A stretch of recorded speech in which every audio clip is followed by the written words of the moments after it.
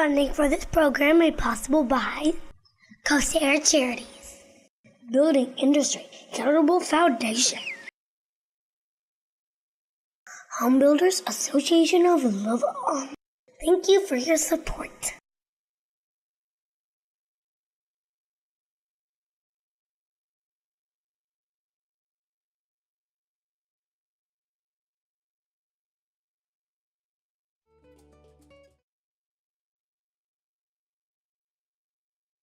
Is a more permanent memorial to Morgan. He would be an ideal namesake for the new public high school being built on Winchester Road. When we were last reading, we were still in Chapter 6, entitled January 1796. And Robin Michelle Daniels. Martha was still discouraged. I take so much for granted with my sight and my ability to read. I don't think about the idea of not being able to know what's going on.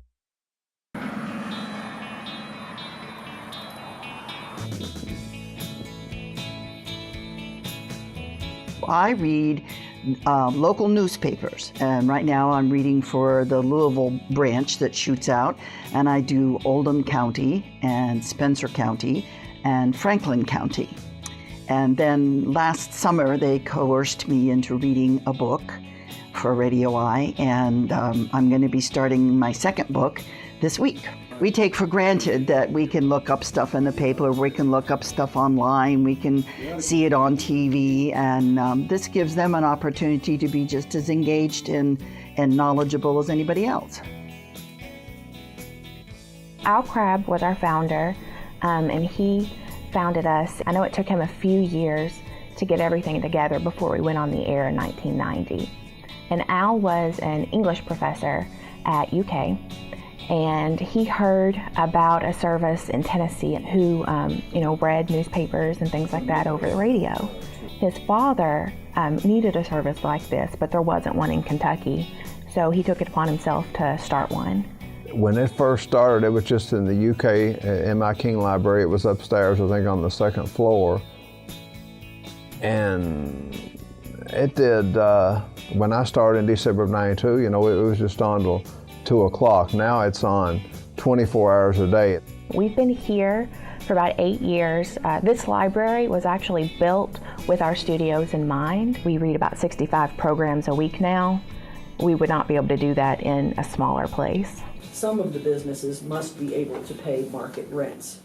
A lot of our listeners do have some visual impairment, but we're also for, and it's a kind of a mouthful, anyone who has any print reading disability. So if reading print is difficult or impossible for you because you have a learning disability, a physical disability that makes holding a book or turning a page hard, if you're illiterate, we also are there for you. In Kentucky, there are 145,000 people with a severe visual impairment. Morgan isn't UK's only it's a nice thing to listen to during the day where because I'm disabled, I spend a lot of time at home and it's nothing else to do.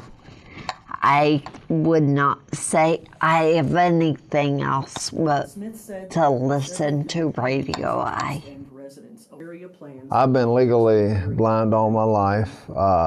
Went to school, lived in Lexington, went to school here and everything, and just have a very small amount of vision, 2400 in the right eye and no vision in the left eye. So it started in November of '90, and I've had a receiver since then. I still listen to it.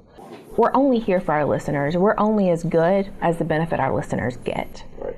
So when our listeners need or want something, making sure we can get that to them is probably the most important thing I can do. The Cynthiana City Commission voted 3-2 last week to have a special... There's an amazing number of programs that they've got here. You can read sports, you can read basically any kind of section of a newspaper that you'd think of. And if you're not interested in Lexington news, there's national news, there's news out of Louisville. Some of the smaller communities in Kentucky have their own papers that we read. There's going to be something for anybody to read, and reading's not tough. Again, it's something that really anyone can do.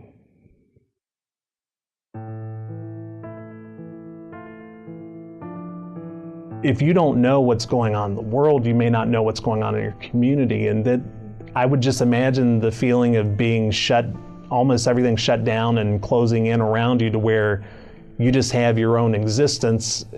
I think it would leave me empty and looking for something else to do. It's nice that I can turn on the radio and have it fill my life. I have to say, with my interaction with the few people I know that take advantage of this service, I know that their life quality would greatly diminish. I can't even imagine what would happen if you have someone who relies on this service and it just went away. I would think that they'd feel lost.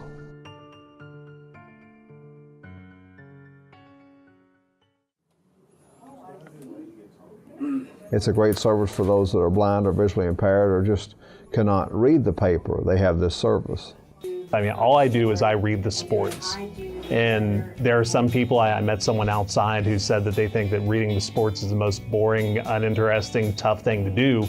For me, it's pretty easy. I'm going to do it anyway. So why not do that and be able to give back a little bit to the community as well? Without volunteers, this place would shut down. I mean, there's 24 hours a day of programming that's supplied by Radio I or different services that we work with. And without volunteers, there's no way they could end up doing all of the recordings themselves. It's very much a huge thank you, because Radio I has a way of bringing the world to my living room. It's a great organization. I love working here. Anybody can do it. Anybody can do it. Mrs. Mary Alice Wright, no age given. And from around the state, from Albany, Elizabeth Mullins, 9.